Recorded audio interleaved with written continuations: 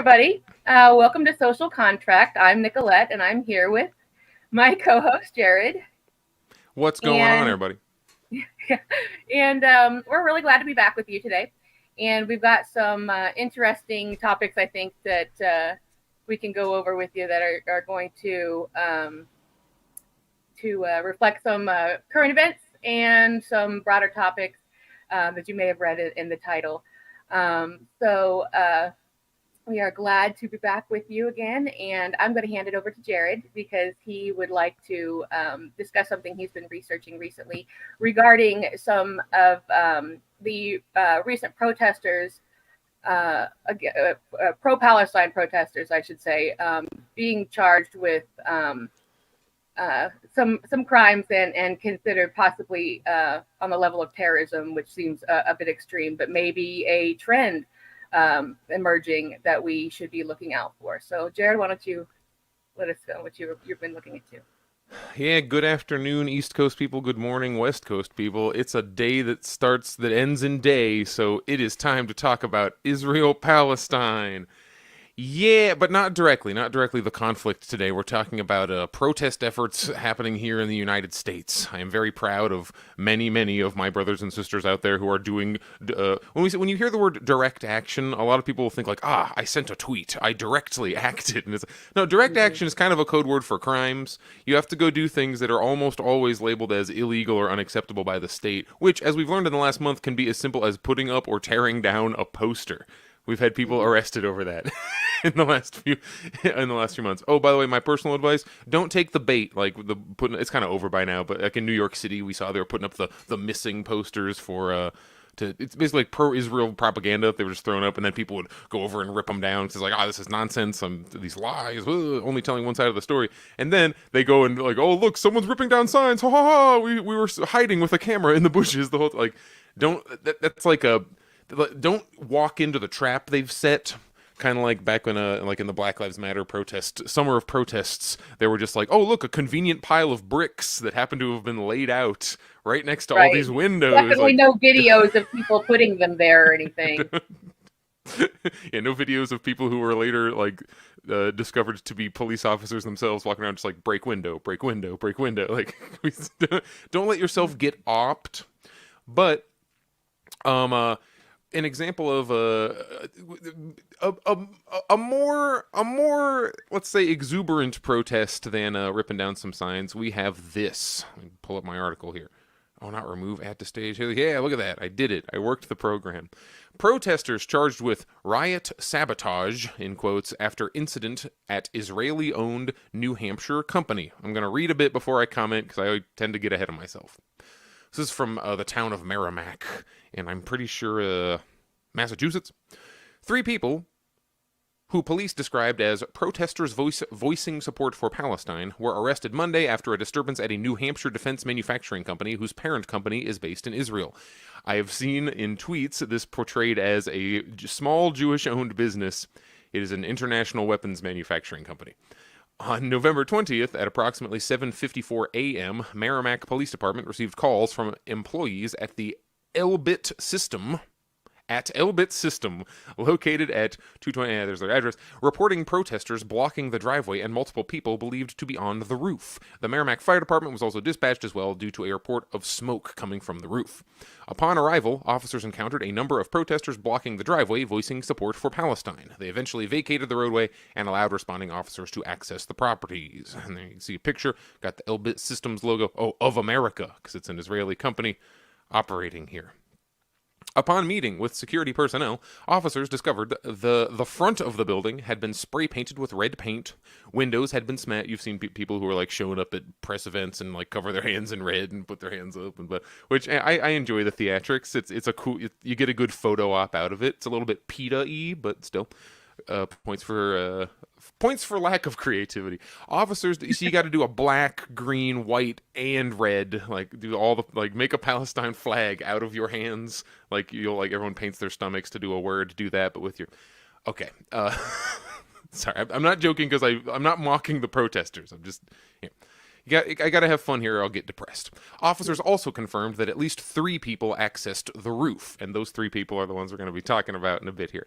A group of officers assembled and were able to access the roof. 3 people were located and arrested without incident. They were identified as, so the only reason I'm reading these names, like usually I'd be like, okay, I'm going to protect their privacy. It's way too late for that, and these are people who I think should be like praised for courage. Like they didn't hurt any people. They were identified as Sophie Ross, we got Calla Walsh, and Bridget Sergalis. Calla Walsh being a relatively, they're only like 19 years old, I think, but they have a Twitter personality. Like they have like tens of thousands of viewers, and that's who like alerted me to this. Were people trying to dunk on Calla Walsh for being a quote terrorist? Evidence from the scene suggests that the smoke was caused by an incendiary device similar to ones later located on one of the suspects. Not going to say what it is, but while clearing the roof, officers noted additional damage, which consisted of more spray painting, smashed skylights, and damage to HVAC equipment. They beat up the air conditioners. Ross, Walsh, and Sergalis were all charged with riot, sabotage, criminal mischief, criminal trespassing? Am I the one weird, or is their grammar wrong?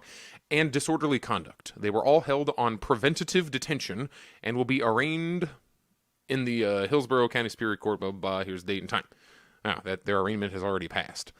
Elbit America, an international defense electronics company whose parent company is located in Haifa, Israel, issued the following statement in response to Monday morning's arrest. Elbit America employs thousands of Americans who are dedicated to the mission of creating innovative solutions that protect and save lives.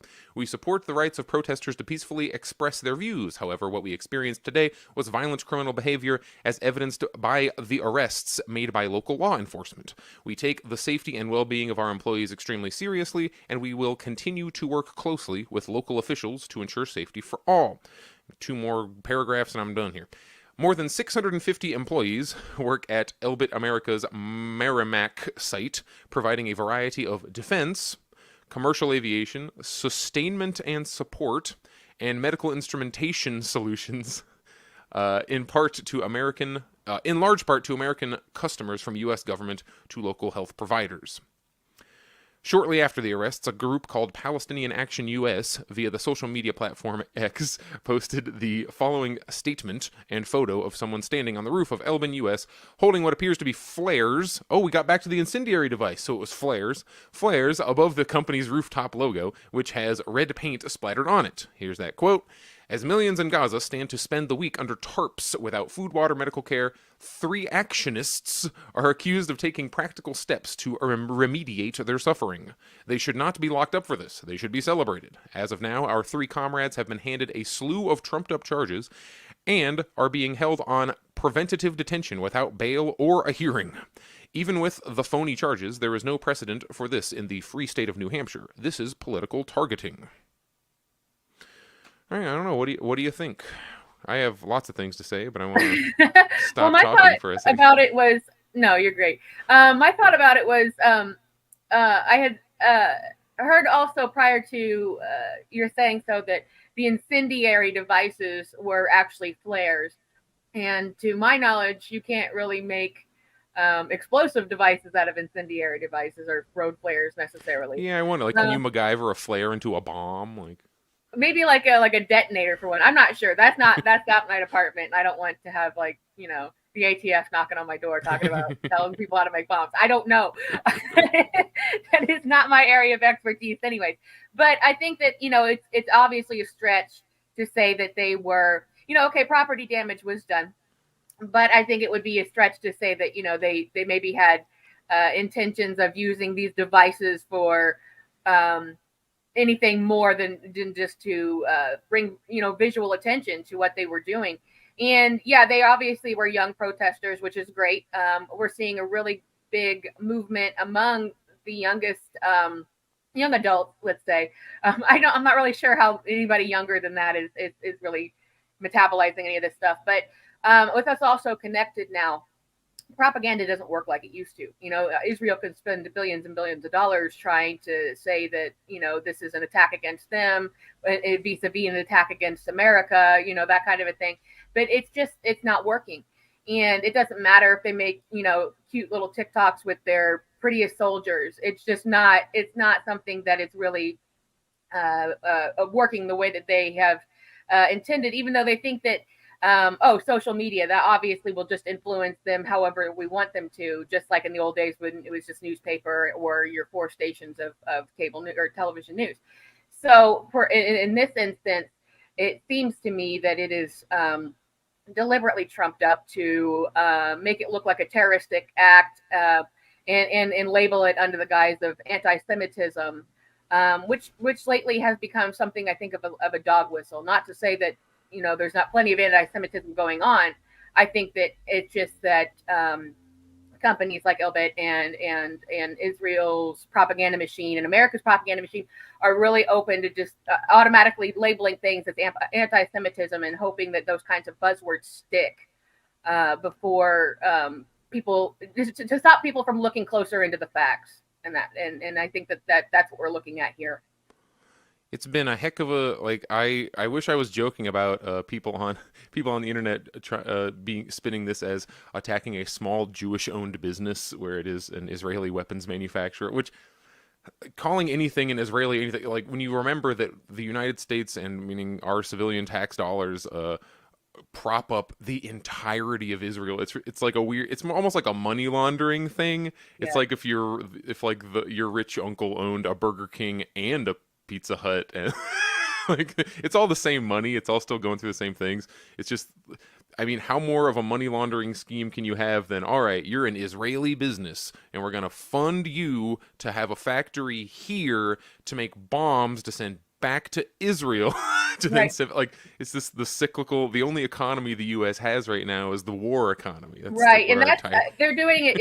In my estimation, it's much more out in the open now, as if that they. And I don't know if this is like the natural progression of the political system, where they're just like whatever, or if it's this particular regime that is like just open to doing things right out in the open, because they're really just not even making the effort to hide it like previous ones would have, and then there would have been a great big Senate hearings over it later and seeing who was to blame, and nobody would get in trouble for it, but it would be a big thing. So it seems to me that they try to use these things almost like red herrings, like saying like, look at these people attacking us and more broadly Jewish people in Israel, they're the villains. Don't even worry, though, that we are benefiting and we're funding these things, and it's our weaponry and it's our money, and it's back and forth and back and forth. And it's just, to say money laundering almost implies doing something in the dark, And at this point, I think that they're just like open about just what they're doing. I'm not, you don't really see interviews where they're like, yeah, we're literally funding this. That's what we're doing. It's just that investigative research is showing, without having to do very much investigating at all, but this is what's going on. And I think if we had, I think we all kind of got caught up in the moment of after October 7th of just because the Palestinians had endured so much harassment, always essentially from as the state or the colony of Israel was established, that we were just used to it being a human rights situation, a land situation, a place where it was a religious conflict that was very complicated, and they too had a stake in this region of the world.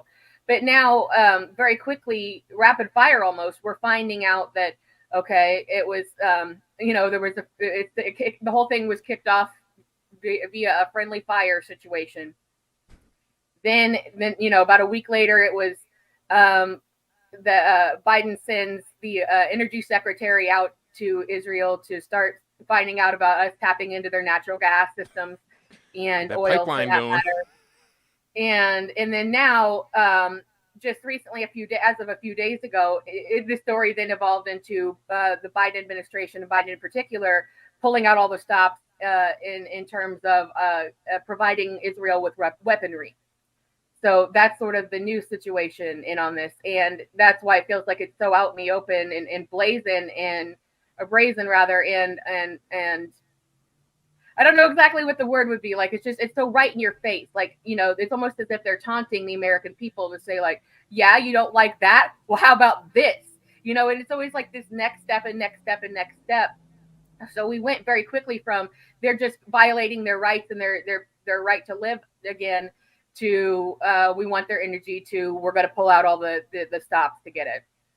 And I think that these protests are abundantly important. But as you said at the top of the hour, you've got there's a fine line, and taking the bait is going to be easier to do because as people get more wise, the police and things like this, they become more wise to the types of protests and the types of attitudes that are going out there, that it will be easier to end up in a situation just like these young people did.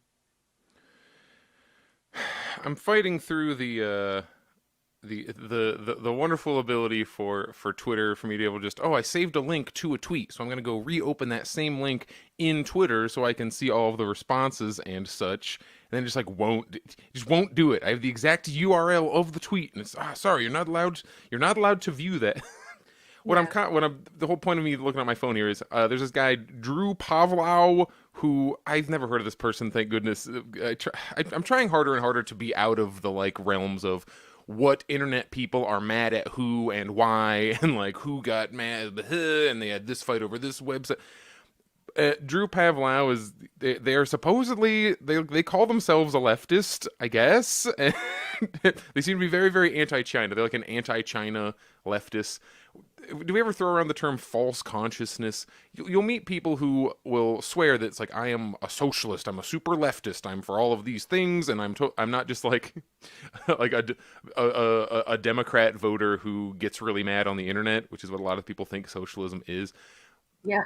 False consciousness, the idea where you personally think you got everything figured out. You see the Matrix. Like, I was there. Think about what you yourself thought, listener, 5-10 years ago, and you're like, man, I'm so right. I know everything. I've completely figured out. You were in some kind of false consciousness, probably, and heck, you might even now be. That's why you kind of constantly have to be reading stuff, checking things out, remaining skeptical. That's why falling into the I'll just watch CNN and believe whatever their headlines are, I'll just parrot. Like, you can fall into these modes of, hello, hooray, I've become a useful robot for the State Department.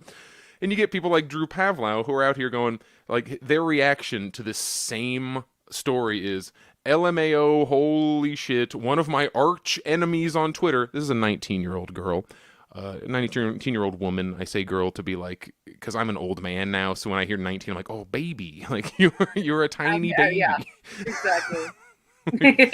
LMAO, holy shit, one of my arch enemies on Twitter just got arrested for trying to firebomb Elbit systems. They just headed off with we're just gonna totally feed into the story that the state, the state entities like the police and the courts that are gonna be trying these people, we're just gonna immediately help them with their narrative. Was it CCP propagandist Calla Walsh is being held without bail and the FBI is now investigating her? Ha ha ha ha ha. Man, everybody loves the best friend of the left, the FBI. I'm so glad we all found it in our hearts to start supporting the CIA and FBI, which that was, I think, another weird result of the January 6th panic, is that it got a lot of people who think of themselves as leftists and progressives to be like, CIA, you need to help us. We're going to turn people in to you. The CIA, yeah, that's FBI. What the CIA does. It helps. That's for sure. It's all of this, when I say the left has no power in America, it's the closest thing, when we're we need to take action against someone, what should we do? It's internet left people. I know, we'll call the police. We'll call the FBI and CIA, our partners in when the same CIA and FBI are going to turn around and come after you, like they did with the Uhuru movement socialists in Florida and St. Louis. They were arresting people on, this is one of those. People did a protest with paint. I do not advocate going out and just, beating up a building. Maybe, have a list of demands. If you're we're going to take over this thing and repurpose. Usually these type of events don't accomplish the goals you want because they can just absorb it. Look at the Black Lives Matter summer protests. How many thousands of people were in the streets? No real change came out of even that. So, no, real change did come out of it. More police, adding to cop cities started to come out of that. So no, I not to disagree with you on that, but we did see real change, but just not the one that anybody wanted. It was the worst possible outcome to add to policing, to amplify policing budgets, to again start building these cop cities, or trying to, which I have a hard time believing, even despite those vehement protests, that they won't ultimately succeed in their goal. And the one in Atlanta is just one. They're planned all over the country to have these cop city situations. And just on a side note, a lot of our police are trained by Israeli police. So you see these incredibly vicious people getting body slammed to the ground. You see these things happening. They learned this. Not we. they learned this. They were trained directly from the Israeli police forces, and you can look up videos easily of the Israeli police doing that to people in Israel as well. So it's very it really worked in the opposite direction of any of the protests that anybody has done. And I agree with you. We need to have more organization in our protests. And that's why I'm always beating the drum for we need to expand labor, or expand unions beyond labor, so that we turn into people who can do more organized protesting and say, okay, you don't, withdraw. If we don't get a ceasefire right now, everybody's going to stop paying their credit card bills, something to that degree. And we have agreed that we're not going to pay our medical debt, or we're not going to pay our student loans back until we get a result out of what you're doing. Something that everyone can participate in a nonviolent way. They can't be accused of any kind of terroristic act, but to say, we are challenging these choices. This is our money that we're paying into taxes. You're taking it and using it for war to enrich yourselves. And while we struggle to buy food, and they are the Palestinians are living in hell, basically. So then we got a comment here that I'll put on the screen real quick, maybe. Okay, yeah. So there were some Canadians charged with hate crimes for putting up posters and splashing washable paint on an Indigo bookstore. So this, I think, as we mentioned, is I think going to be a trend in things, that these, whether or not that it's true, the kind of thing that people are going to start just calling these things out as any kind of act of terrorism, any kind of anti-government protest, any kind of anything, just to try to change the narrative to say, well, these people are getting militant, these people are getting violent, these people are rising up against what's good for the American people. And I think that's where we are now. This Drew guy is claiming that from the incident we just read about, that Calla Walsh, quote, locked people inside a building and set it on fire. Wow, impressive. At this protest that they did specifically before shift started, so I think the building was basically empty when they're doing it, and lock the what? Oh, I'm sorry. It's somebody put a bike lock on one of the front doors. That's right. What they mean. I understand. Yeah, and that implies that like every entrance was blocked, every window was blocked, every way out was blocked, and that they set the building up. They had flares that were in Palestinian colors, even the news report doesn't deny that it's flares, but that's what they say it was. Like, we brought green, red, and like white flares to do Palestinian to make it more obvious that it's about Palestine. And heck, when we're talking about protest targets, I don't know how much more specific you can get. They didn't just attack like a random Jewish library or something. They went to a weapons manufacturer, a foreign weapons manufacturer, foreign because it's just our money, a foreign weapons manufacturer that's just hanging out on American land, using American resources, taking American taxpayer money to function. And this unacceptable protest target, like that's as perfect as you can get, man. Like they weren't even like blocking the highway. I always feel weird about the ones who are like, we blocked a whole public road, and I'm like, man, if I'm just trying to get to work, this was out in the woods. It's like this was the most targeted protest possible. Oh. Yeah, that's something that a lot of people don't realize. Also, is these weapons manufacturing type of organization or buildings and military machinery locations, that build like airplanes and stuff, they're way out in the distance to try to keep people from even knowing where they are without like literally hiding it, like to try to avoid these kinds of things. They don't want people to know where they are. They don't want people to show up at their door and do this exact kind of thing, because they want to just exist out there and do what they do without question. So raising this question at all, definitely, praise to the protesters, because they went to a very let's say, evocative location that definitely, said, hey, we have these here. If you didn't know, we have these here, and we protest what they are using our money and their resources and our resources and combining to do to get to this point. So, yes, I am in agreement with you that they did the right thing and that they should not be labeled as terrorists, especially or of inciting any kind of riot just by trying to draw attention. But we do have to start making up our own minds. We can't make up your mind for you as listeners, but hopefully we can influence you to see what is the truth behind things that holding up flares and Palestinian colors is for a particular reason, not to try to incite a riot or act as terrorists.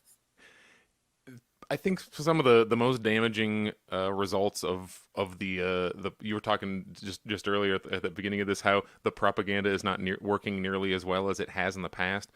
I mean, freaking look at the Ukraine propaganda went down very smoothly. Very few people seem to be questioning that. They were just like, we have the cartoon good. We have Team Rocket and Ash Ketchum, and Putin is Team Rocket, and we got to defeat the cartoon bad guy. This is broken down. Like, the Israel stuff is so obvious. One, this story didn't really did you hear? I didn't hear about this except for the fact that I'm in these very specific circles on Twitter who care about this kind of stuff. Like, my parents haven't heard about this. Nobody. I feel like this would have made some kind of news. Like, if we just parallel universe this and they were attacking a Ukrainian international weapons manufacturer, I think it'd have a very different kind of reaction. Where now we're driving more and more types of working class people together, like the state is, which they inevitably do. They create their own destruction because they can't help from just being the most dastardly ghouls possible for money, not just because they happen to be evil people or whatever. It's the incentive structures that they create. So you have you'll notice at the front of most of these protests, especially the high-profile ones in DC and NYC, you'll have Hasidic Jewish people just at the front, like dudes in the full hat and the ringlets and the thing, like the full garb. And it's interesting when you go to other protests, what is it, Rage Against the War Machine, the most recent popular example, where they're like, you can't go to that because XYZ kind of bad person is going to be there, so you cannot attend the same protest because we do not share their values on these other issues. I have seen no one calling for the abstaining from protests that include Orthodox Jewish people, even though, hey, look, another article I got up here. What is it? The fundamental, stick this back up here. The fundamental principle of Hasidic Jewish beliefs and practices is change nothing. The way that wrong button. The way that they conducted their lives back in Eastern Europe is how it should continue perpetually. This applies to language, clothing, food, every other aspect. Yiddish is the default language. Yiddish is a unique language whose basis is gender roles are traditional and genders are kept separated almost all of the time in school, synagogue, etc. Marriages are arranged, usually at age 17, 18, or 19. So you get the point that I am making here. Do you believe in arranged marriages? While at the same time, do you see how it would be ridiculous to exclude someone from a protest against a concentration camp in Israel because we have disagreements on XYZ other moral issue that has nothing to do with what we are trying to accomplish together as a big group? Hey, we're doing a strike. All right, tell me all your opinions on abortion. It's not that I don't care, don't have my own opinions on that. It's just not.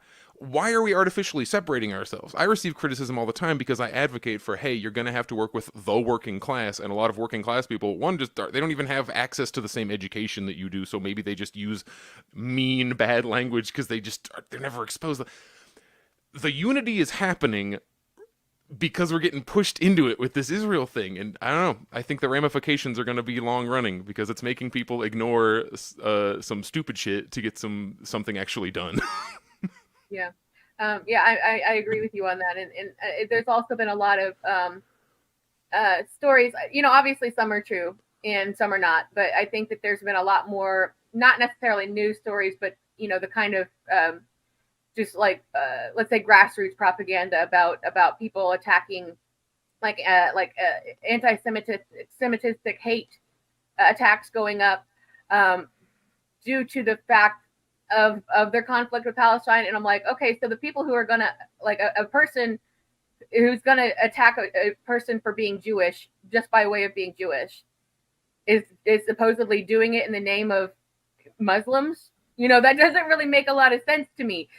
First of all, we're putting a little bit too much onus on the people who do hate crimes, that they're really deeply informed of the issues.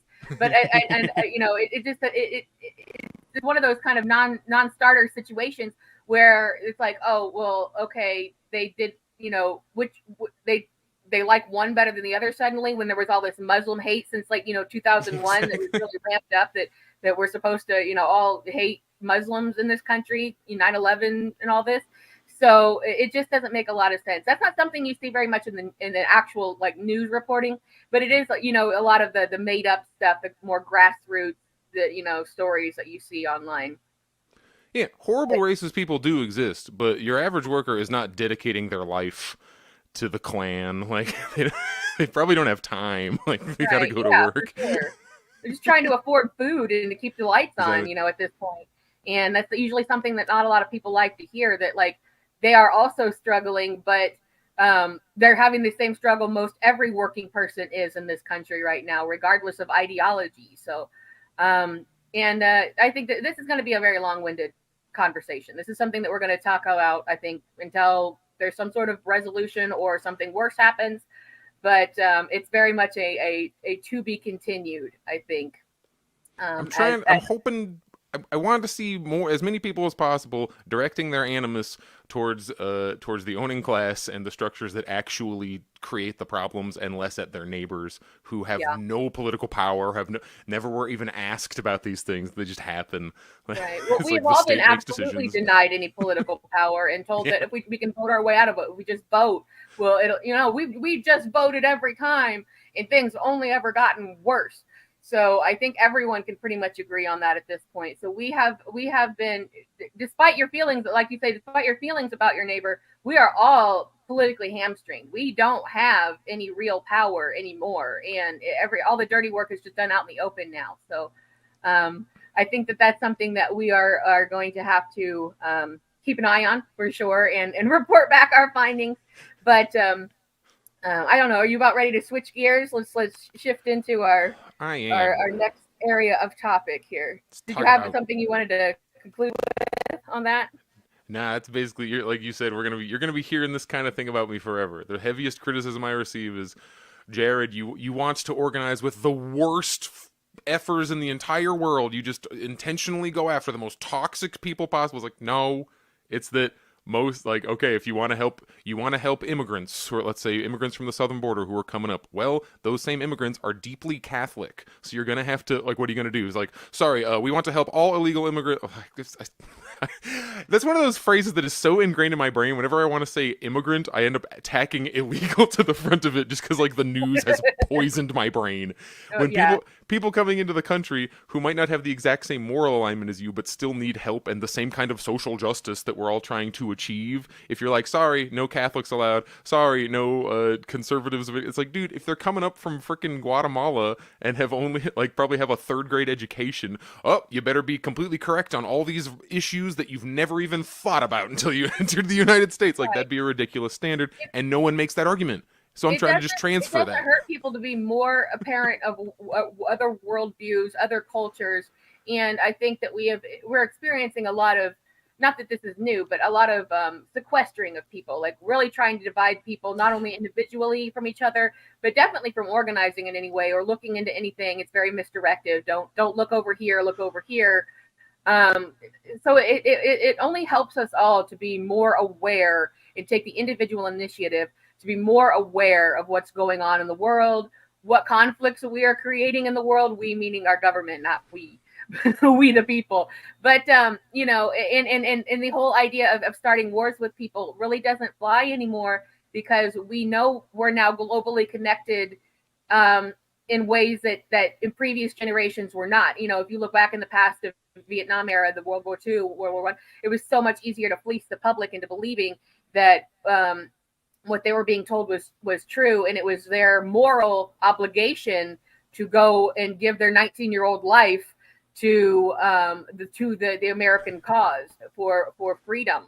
So And then, we find out later, like, what exactly did that, mean all the way in certain conflicts, um, and it's worn thin. It's worn very, very thin. The whole America campaign, I think, is not just nationally, but internationally too. Where I think we're seeing, I don't want to say get a whole, put the horse ahead of the cart here, or the cart ahead of the horse, one of those ways.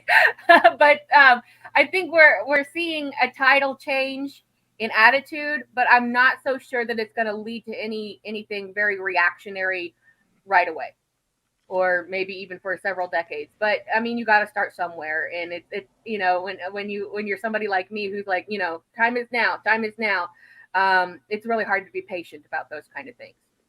It'll happen. One of these revolutionary, like, people think, oh, the revolution is a thing you like start unintentionally, like, and now on Thursday the revolution will begin. It's things happen, and then like it could spin into a revolution. Like the Black Lives Matter protests could have spun into something. The big trucker protest in Canada could have spun into something. Like right now, the Israel-Palestine moment, this could spin in, and the more organizational structures you have around, the more likely that can happen, because then those structures can be like, hey guys, let's talk about all these really specific issues now that you're mad. Okay, you're mad about that, let's talk about all the causes, and then you get all the forces have come together and it happens. Whoa! There's a tipping point is reached. Like, that's how it's always worked historically, and it will happen again, dang it. And in our own way, that's what we hope. Hope that the tides do actually change, and we start as a country and as a broader culture start seeing things more for what they are. All right, I want to talk about drugs. Yeah, let's talk about drugs.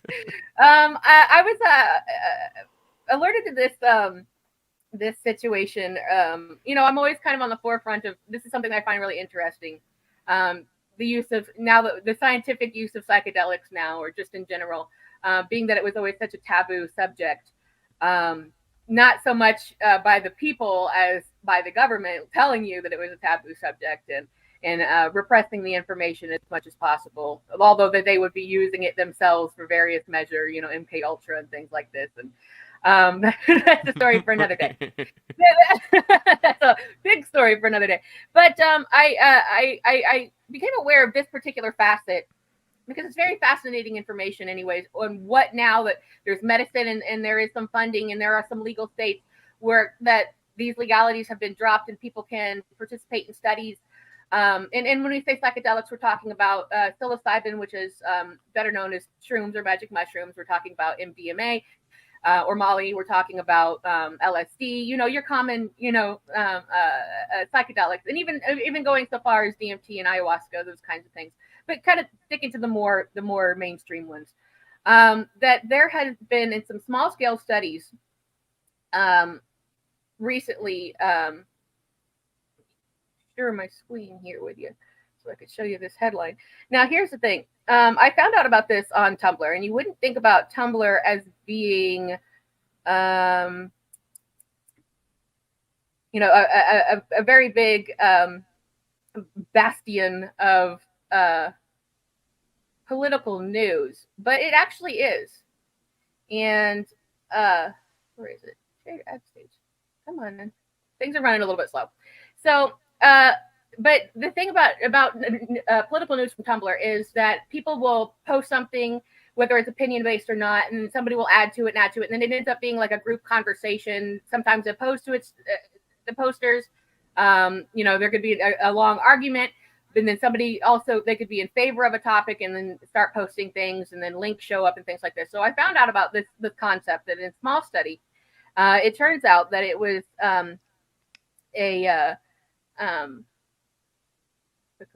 white supremacist had changed his views due to participating in a study where he took MDMA. So the mainstream science on this is that no, they won't just out and out change your views. But if you're more open to it, because the idea of these drugs are, because a lot of them produce, oxytocin and that kind of a thing, which is like we produce naturally, which is like the hormone that makes you loving and makes you nurturing towards your offspring, that it's kind of impossible to hate, but it is possible to, I guess, double down on what you want to exclude. But here, I'll read a little bit of this off to you. And So there's a man named Brendan who participated in an MDMA study in February of 2020.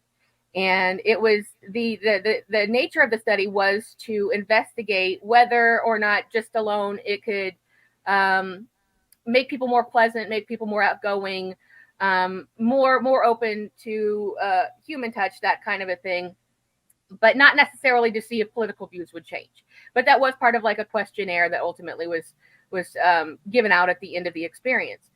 So in this particular situation, they didn't know, it was kind of a blind study. They didn't really know who their subjects were. And ultimately they found out that this person named Brendan was a white supremacist, had attended the Unite the Right rally in Charlottesville in 2017, and was well known within the white supremacy community. So when he did his exit questionnaire, because they found out that he left some kind of let's say cryptic comments on it, and he said, basically, I know what I have to do. If you look, you can Google me and find out who I am, and you know what I have to do.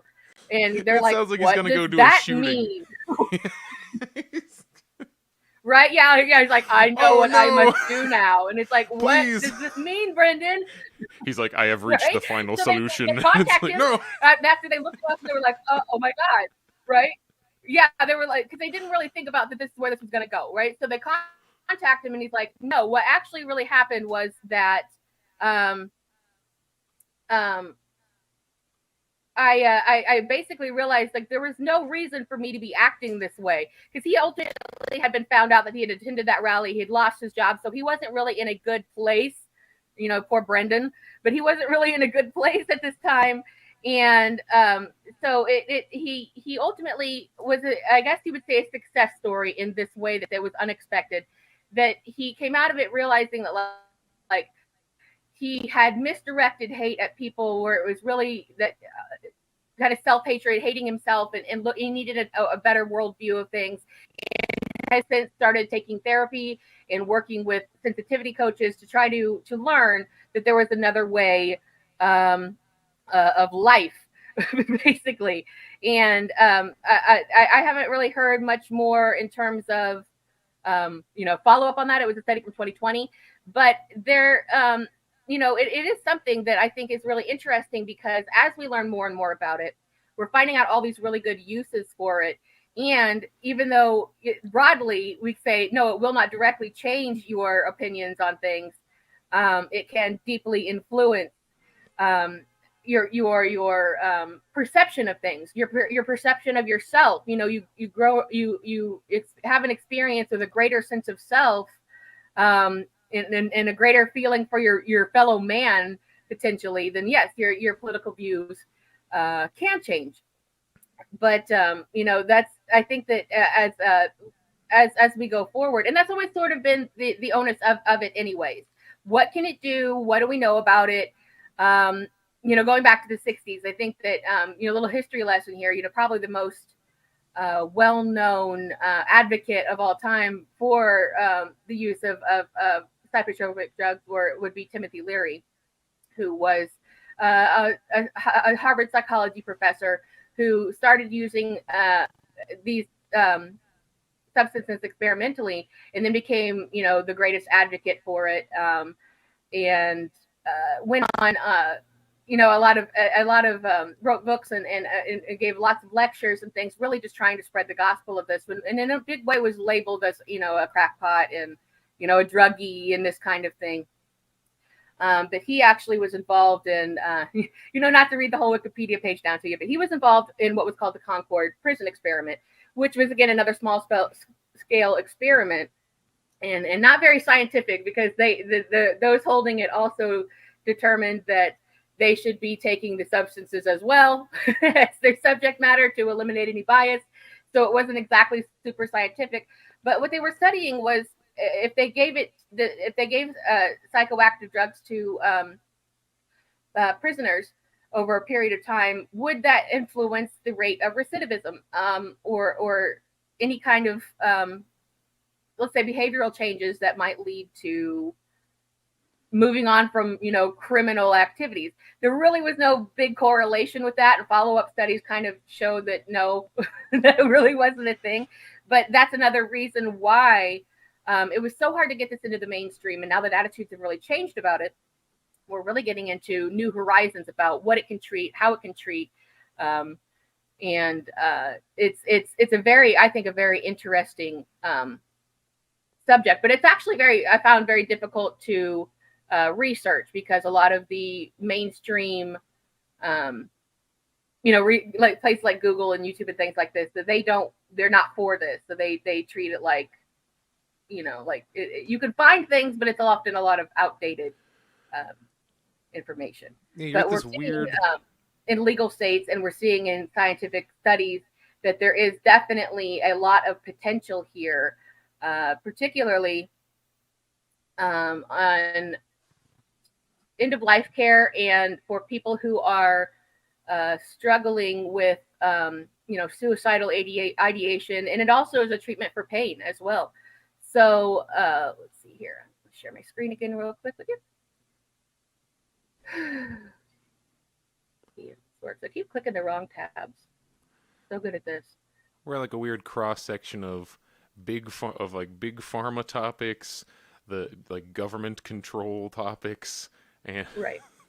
a few other things all kind of come together here.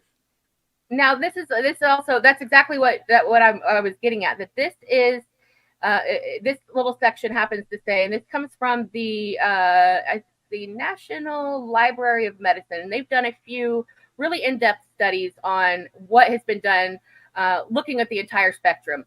But effectively, we have a statement that says the profundity and durability of psycho-emotional relief after psilocybin, again, that's magic mushrooms, use with good tolerability lends itself to treatment of common concerns among geriatric patients, namely existential and psychospiritual distress, frailty, pain, and the decline in cognition.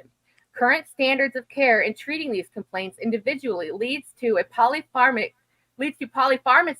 which compounds the risk to physical, psycho-emotional, and cognitive health. Significant benefits are possible with a shorter treatment window with psychedelic therapies. Other attractive features of any treatment protocol for palliative or geriatric patients to increase the quality adjusted life years. Now, what that's ultimately getting at is saying that it makes you feel better. Without taking 90 pills. Yeah, right. It's just these substances just release chemicals within you, like oxytocin, that just make you feel better. And whether or not it's not exactly like if you've got bad back pain or knee pain or something, and you take it, like, it doesn't work like a Tylenol. It takes in your mind to another place and effectively creates new neural pathways, so that you don't think about your pain, and you don't think about how, like, if you're an old person experiencing early signs of dementia or something, they're not thinking about that. And these effects last for a very long time, which is exactly why the establishment is so resistant to making these federally legal across the board, because that would greatly impact the pharmaceutical companies' ability to push short-term treatments that you had to take regularly that didn't work, because there's no money in cures. And that's ultimately where we end up at. So that's something that, there's a lot of scientific basis that backs these things up. Yet we say, okay, well, this is great. We should have a more clear route to studying this, to administering this, to letting people self-medicate. And there is actually, I got one more thing here I want to pull up. I wanted to point out. Sure. Okay, yes, here we are. This is something a little bit, you might find a little bit surprising, actually.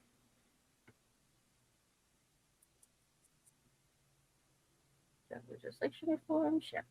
Okay, so if you notice, they point out there is a difference here, and this again is the National Library of Medicine.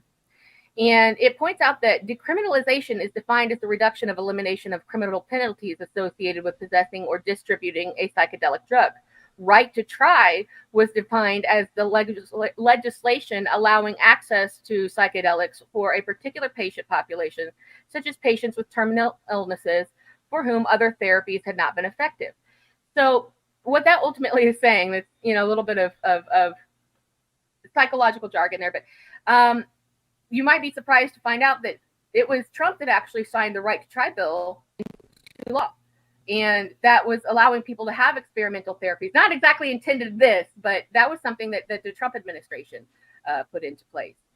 So it's a sticky situation where we are asking, I think, as a whole, because the attitudes have changed, and say, well, decriminalize it, but it also can kind of fall into this right to try scenario. So that's, I think, it's just such an interesting topic that I think we're just starting to see the future of. But we also are going to see quite a bit of pushback on the governmental level, just for the fact that if they you know, allow these kind of things to go on, then they're ultimately going to see a drop in prison revenue, which ultimately is what they don't want. So here's a graph I can share with you. There, this is the, come on now. This is just an idea of the number of people incarcerated in various types of prison. And if you notice, it says that there are 353,000 are incarcerated for drug offenses. And drug offenses are effectively considered low-level offenses for the most part. And that kind of thing is generates a lot of money for the state, for, you know, federal government, by way of fines, by way of, you know, these kinds of things that where the person involved has to you know, pay into the system effectively. But in a greater, broader sense, they oftentimes, and not just drug offenses, but being that drug offenses are generally considered the lowest type of offense that you can commit, often people end up in a situation where, out of their control, they end up violating parole, or they miss hearings for, you know, purposes, and that puts them right back into the system, where they can again be used as labor, or they can be, you know, generate revenue for the state effectively. So these are, and then in the broader sense, these ideas are like basically what's greasing the wheels in Washington, you know, because then we end up in a situation where, well, the lobbies for prisons and the anti-drug lobbies and things, which are paying their politicians to keep saying no, are going to keep doing that.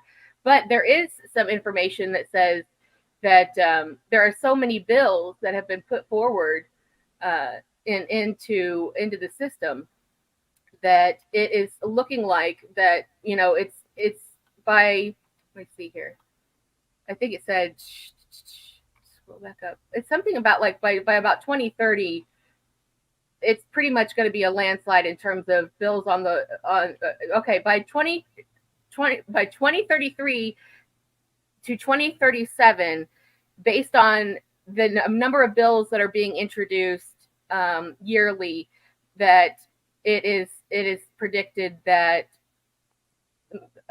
cannabis legalization, as well as psychedelics legalization, will have taken over the majority of the states. So this is I'm looking here quick at some of these comments. Okay, so the thing of it is I think that I give you a chance to talk about it and see what your opinion is. But that's basically where things are standing right now. That the establishment is against it, but we are looking at again the tides changing on what it can do and how it's benefiting people. It's an interesting intersection because you can see several like ruling class priorities where they start bumping up against each other, and you start to. When I'm trying to understand these situations, I remind myself that it's not that the government makes rules that then businesses operate within. It's our like, and I don't mean like mom and pop shops at the end of the street. The finance capital, true owning class, like rulers of Western society. They get a thing they want to do, and then they get the government to make that possible for them. So as things become more legal, I'm like, why? Like, how does it with weed? It's almost like you can just look at how the business has exploded, and it's kind of easy to see. Like, oh, I see. A bunch of people make a bunch of money off of this, and there's just so little downside.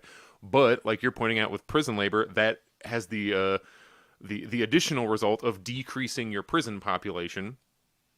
And then you add in, like our commenters have been pointing out, where big pharma wants to be able to, like, big pharma is absolutely one of those like weapons manufacturers, and big pharma are some of the industries that absolutely have massive sway over our everyday life.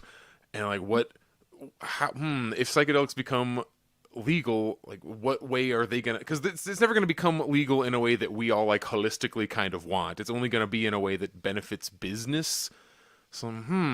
So where are these? I don't have a lot of conclusions, but these are the thoughts swirling around in my head.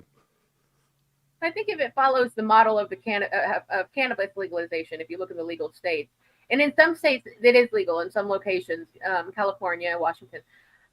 So people already are having access on the recreational level.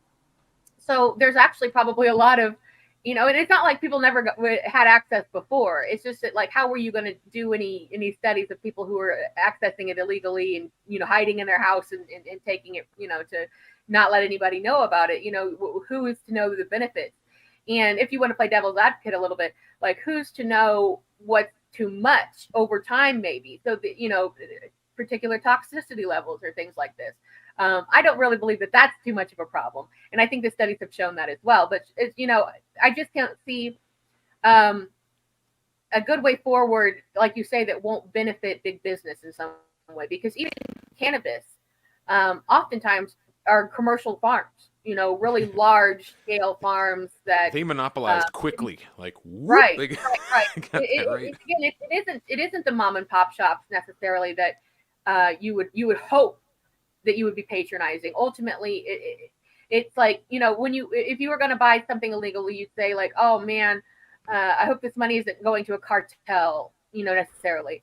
But then, like, you're basically doing that if you buy it legally, because it's not going to like an illegal cartel. It's going to a government cartel effectively. And if you're paying taxes on it, you're paying the government to have this opportunity to get this. So it's a catch-22 situation, but I see the potential in it. And I'm looking forward to a time when, like maybe that 2023 to 2037 window, when it's just like, the walls have fallen down. It just can't be resisted anymore. But at the same time, that means that the pharmaceutical companies have agreed that we're ready to take this on in that kind of a thing. So I very badly would like, I think we all want the same thing here, which is accurate, non like business focused studies to actually determine like, what are the effects of this, what are the risks, what are the benefits.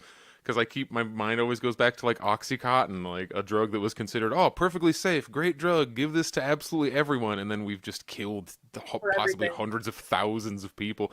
Why? Because one really rich family, like an actual owning, like not the manager of the Taco Bell, an actual owning class family, that was it, the Sacklers. One of them is the bad guy in Resident Evil 4, and one of them killed a lot of people with Oxycontin, and I get them confused. But they wanted to do a thing. The government, like the FDA, like made it happen for them, and then they just got like decades to just sell some of the most dangerous shit on the planet to everybody. Like, the risks of like mushrooms, to me, they're like the last concern, because the kind of stuff that gets approved through the FDA is already so much like worse in some cases. But that's where the studying comes in. Is it worse? Do MDMA have some horrible effects that we just don't know because legally you can't study it? When we have a medical system that is driven by patient outcomes rather than like class control and profit, we can get to those kinds of things. And hey, I would love if that was happening by 2030, 2040. Yeah, that would be, I think, an ideal situation. And I think we looked at that kind of, I think when cannabis legalization started happening, even in dry states, we were looking to it with hope as a way of like, well, even if I don't use necessarily, people now have the right to have substances that we have as a society over decades and decades deemed are safe. And it's, whereas things like you say, like oxys and alcohol and things like this, we know are not safe, but we have plenty of access to those types of things.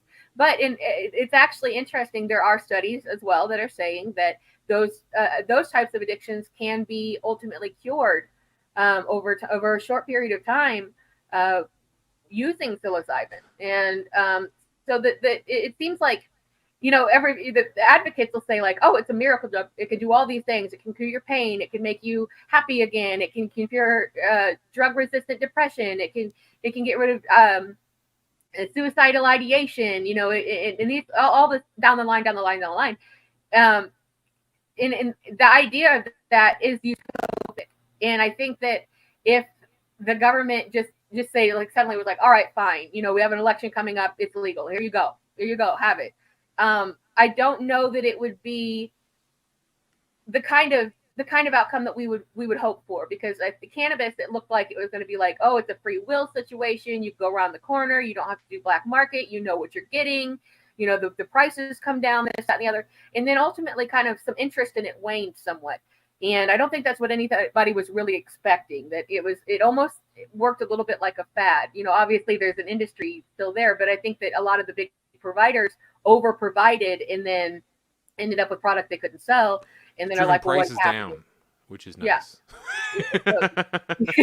Yeah. So that's kind of where we've ended up, I think, in this whole thing. And I think that is going to be where we're going, because we want this kind of utopic situation, but as long as we're living under the regime in the system we are, that enriches itself at the expense of taxpayers, it's going to be a long fight. But at least this is something that is getting the proper attention finally, even if it's a little bit hard to find that information.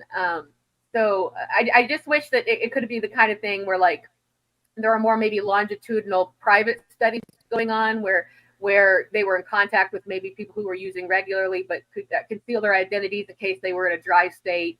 So that, it's just that there's good studies being done. But again, in this small scale study finds that a racist person renounced his racism. What is that on the big scale? Even though on the grand scale, they're saying, yeah, probably not really like that. You could just double down just as easily and love your group and hate other people, but I guess I would like to see more information, does it shake you out of the programming like in this case it maybe did? Or is it like, this is like an old Panther talking point from like the 70s, are drugs used to placate the revolutionary mind and keep you from going out there and actually doing something? And is that why weed became suddenly way more legal? Because they're like, oh, we got to distract the peasants, give them weed. Like, yeah, no, that's an absolutely valid point. Like, and I think that's stuff that people have to find out on their own, because cannabis and psychoactives are used to treat things literally, but we have an establishment that doesn't agree that that's the case, and it's as dangerous as heroin or it's still these are still Schedule 1 drugs federally.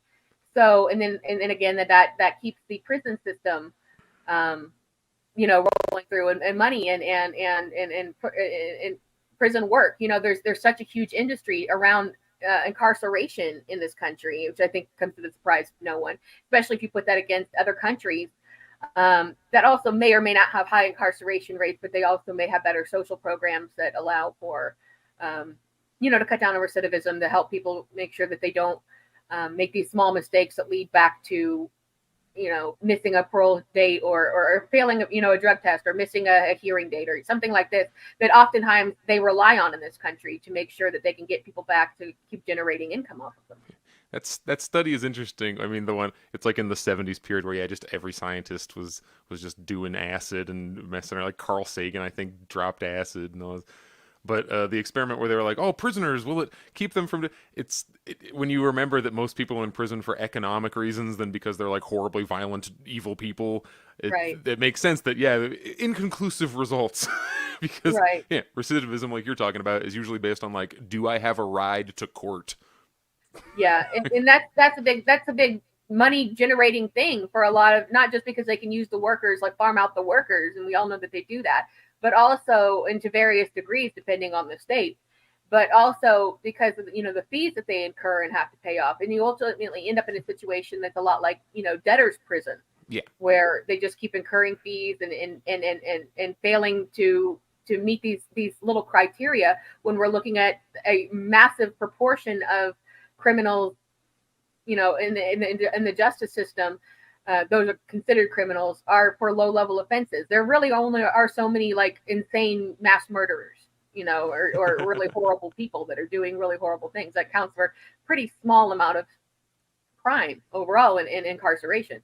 So they rely on these types of things to keep the money flowing and to have these um, indentured servants at their disposal. And then this, there was an expose done a few years ago, which I guess again was to the surprise of no one, where Louisiana in particular basically just farmed out their prisoners to work in like the mayor's mansion and governor's mansions and things like this. Arkansas like does you that. would like you would equate actual slavery, like they would put them in slavery type roles of working in the house, the large mansion house. Of these, If you hear someone say that Hillary Clinton owned slaves, that's what they're talking about. When her husband was the governor of Arkansas, they have unpaid $0 an hour prisoners doing the yeah, and that's exactly it. Like they would, farming them out to do this, I guess, is commonplace in a lot of places. So, and then we have to. I'm looking at it. Here's a comment here, real quick, that I think is a good one about the propaganda attached to tripping says that you will have a flashback. What bullshit! They're still waiting for that. Well, see, the thing of that is that's what it is too. That was a huge talking point in the 50s, 60s, 70s. Like you could just be driving down the road with your children, and suddenly you're having some sort of flashback, and you kill everyone. Everyone is dead, and it's all your fault. And we know now scientifically, we know that is bullshit because there has been enough study over time to find out that was propaganda, that was fake. And we come from I should have queued up a clip of Reefer Madness. I was thinking more on the psychedelics, but cannabis is so benign, at this point. But back in those days, they made an entire movie, and out of that it makes you insane. It makes you literally insane. And I can't think of anything, like next to going out in your backyard and literally pulling grass out of it and eating the grass. I can't think of anything more benign than cannabis. Although we've broken down a lot of barriers in terms of cannabis distribution, there's still a lot of way to go in that area. And I do hope for that utopian time to come, whether or not it's to shut us up, whether or not it's for somebody to try to win an election. And I don't put these things past Biden in the next election, even though it's probably going to end up some sort of bait and switch situation where he gets the nomination, they say, okay, vote. And then suddenly there's like a medical issue. And even though I don't think he can win, but suddenly there's a medical issue, and then they get to replace him with whoever they want to replace him with. I think they're good. So, that's a whole other, box of cookies. But the thing of it is that for somebody who made all these promises going in and hasn't delivered on a single one, and in fact done the absolute opposite of what people have wanted, I really wouldn't put it past the Democratic Party to suddenly throw that out into everybody's faces that we're decriminalizing marijuana or cannabis at least, and maybe not psychedelics, but at least cannabis, just to try to win favor. But again, it'll be like, oh, we're going to do it in January after we're back into office. It's totally going to happen. Vote for us, that kind of a situation. So that's I hope to see it done in a smart, good way. But it's just like, as victims of capitalism, unless we can drill down on that and really continue to chip away at how the capitalistic system, ignore the list, the capitalistic system is really the enemy of all the people in all the world, then we're never going to get it the way that we want it. Excited to see, because like we've seen now enough like major news sources are talking about how Biden is not doing well, so I think that we are gonna have him swapped out. And then what I'm waiting for is when they swap him out, if they swap him out with a different person who has the exact same policies, the exact same it's just it's Joe Biden with a different body. Like, I'm waiting to see if people go, see, now it's fixed. or Oh, if they absolutely they will. I or if they remember keep the back pressure. when in the last election, there were people, especially a lot of older people going, I mean, they were practically on their knees saying, Biden is going to fix everything. He's going to make everything better. It's finally happening. Like, we're going to get the lives that and it's like, are you insane? Like, are you really honestly that gullible? But yes, people have short memories and they really think the next guy's going to do it. And it's so much of the liberal argument is orange man bad, and I don't disagree with you. Just because I'm saying Biden is bad doesn't mean I also don't agree that Trump is also, bad. They're equals in my mind. And when we all, stood behind Bernie and we thought he was going to be the one and we were going to change things, we all, a lot of us, I mean, a vast majority of us bought that line. And then bit by bit, it was chiseled away at, and we found out, oh, this was just more political theater. And now he votes for war. Like he just is a norm. He's like a neocon now, like Bernie. Right. Yeah. Like, And we knew that they, were just the Democratic Party knew that they were going to win, and they could just do whatever they wanted, and they could just come out and have Biden kind of marionette himself, in front of an audience and say stuff that would never happen. And that's exactly what's happened, but worse. And honestly, I feel like if it was Trump right now, it would be the exact same agenda, maybe not picking fights in the same places, but fights would be picked and we'd be up in the same situation. But I cannot possibly see a road forward for the Democrats or Biden. I think it's definitely going to be Trump, and I think this time he's going to be ready for it. So we're going to end up in another whole big mess. So it's just not going to get better. You can't vote your way out of these situations. You can't stop this from happening. We like to use the phrase late stage capitalism, but I think maybe this is just capitalism at its most efficient that it's ever been. And now that it's gotten everybody in a stranglehold, I don't see these things really falling apart unless it's done at the grassroots level, like that we're advocating for so often. I'd say economists that I respect. They use we're in super imperialism because you had imperialism as a stage of capitalism, not like you had regular capitalism in like the 1800s, and then around like World War I, World War II, and all the nations are like hooking up, and all these businesses, finance capital is just freely flowing between them. Like, that's the big difference between normal capitalism, which had a little bit of, like, I guess, a nationalistic character, where the U.S., like, say whatever you want about Andrew Carnegie, he wanted to improve America, at least. Like, he wasn't running away trying to, all right, let's spread my money through the shadow government. And then now we've gotten to, if the U.S. doesn't work out, like if we end up actually like getting nuked by whoever, or our whole country becomes a failed state, we fall apart. They're just gonna move to like Canada or Ireland or Iceland. Like they're just gonna go to the next one. The finance capitalists, a lot of which are American, they have no patriotism though. They don't give a shit about America. Like they don't care if their games end up in the whole thing falling apart, as long as they get what they wanted out of it. It will continue. Like it's an Israeli company that comes over here. It doesn't matter. We have internationalism money for the ultra wealthy, and scraping, basically just scraping the world dry of resources. They're going to go to the moon if the Earth is destroyed. Like that's what they think. Yeah, like that is like I don't know. I hope that if they do try to mount, any country tries to mount this mining the moon type of a thing, that we really all do rise up at that point, because leave the moon alone. You can't have it. So. I don't know who they think's building the rocket that's going to take them out of here when they just... Talking about Trump and Biden, headline, it's Biden has now beaten the record for, was it fossil fuel extraction, I think? Like, Trump previously had set, like, a high bar, and then Biden beat it. And it wasn't as some, like, oh, environmentalists, you better wake up. No, it was like, look at how good Biden is doing. Like, we just have there aren't principles. The Democrats don't have principles. They have a set of economic goals that are handed down to them by the people who pay their salaries, and then we just live with the effects. Yeah, and it's there are very little divisions between saying that the Republicans and Democrats are fundamentally different is semantical, because they're not. They're ultimately after capital, and they will do anything and control any situation that they can to bring that to them and enrich themselves and enrich their donors. And this all stems back to all of our problems. Honestly, stem back to Reagan. You can trace everything back to Reagan. And when they started handing off, the whole trickle-down economical theory, like let's give more governmental power to companies and organizations so that they can become mega corporations and control even more and more and more, and thus benefit us politicians. That it's essentially like racketeering at that point. So we don't really have an effective government, at least since that point. And now I think we're basically living in the stage of Reagan's wet dream, because this is, I think, everything that he would have ever hoped that could possibly happen.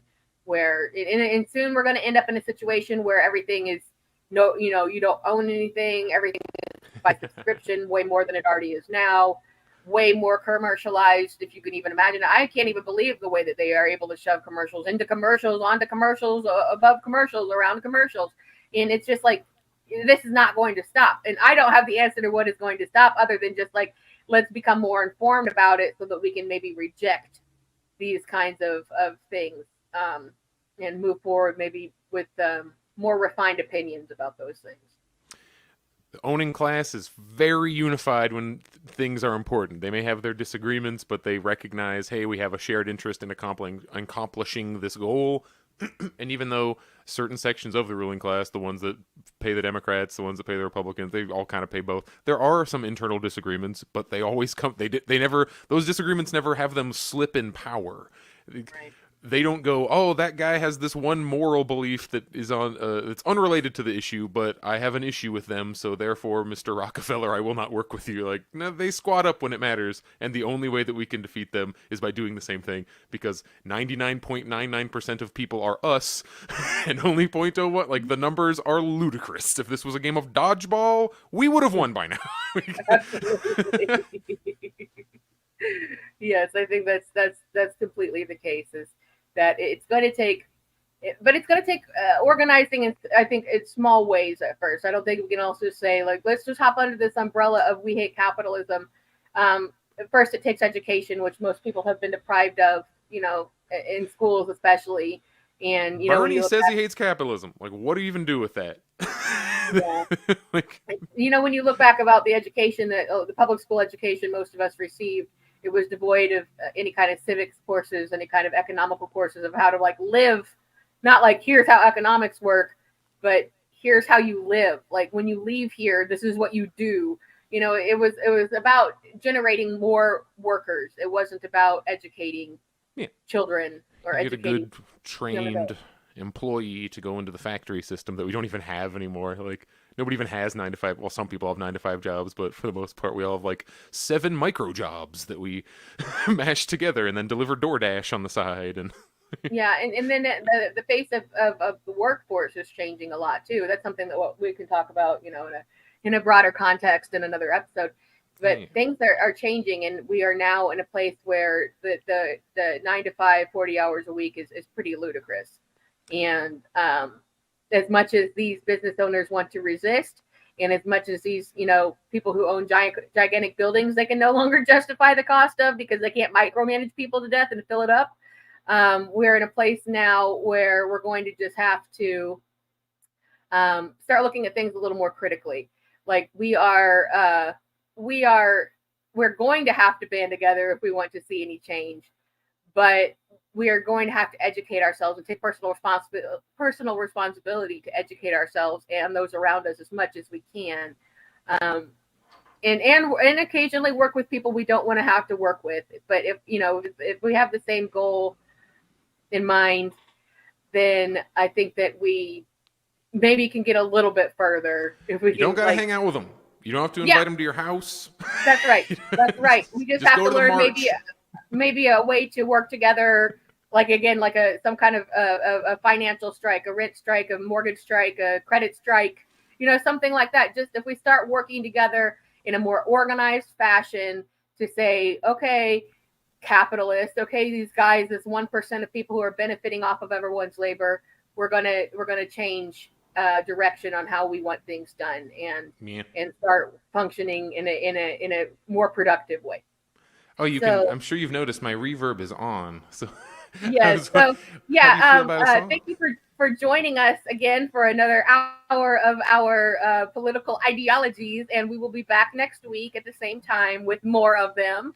And for now, I would like to to let Jared have the floor, and he is going to sing you another great song. So thanks, everyone, and we'll see you next week. This one I did write. It's called Why You Gotta Be Like That, and it can have a whole bunch of interpretations, but this is mostly meant for anybody who's ever worked any customer-facing position.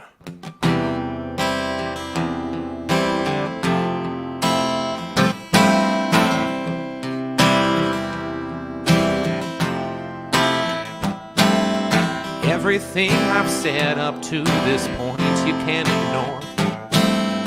Everything I've done you can't forget.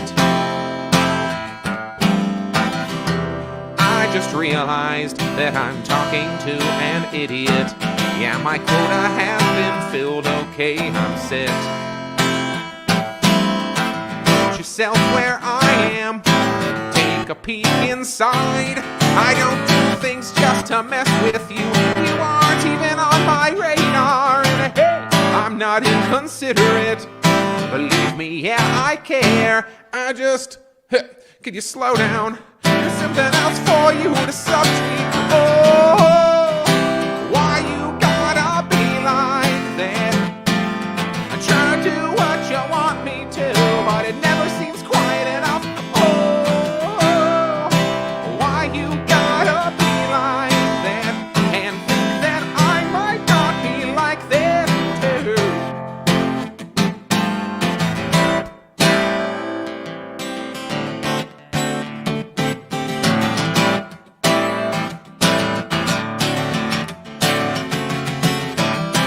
Every hour I can stand to sit alone, spending every ounce of patience on the kind of stuff a kindergarten teacher would roll her eyes at. How about you take a look at what I actually said? Put yourself where I am. Do you have a clue what a wasted piece of energy it would be to deal with you? But let me type up my rebuttal, see if I can help you out. I just, here you go. There's something else for you to subtweet. Oh, why you